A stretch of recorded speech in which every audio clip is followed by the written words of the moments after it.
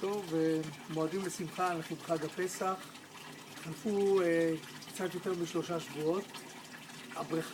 בניית הבריכה הסתיימה, והנה היא מוצגת פה לפניכם.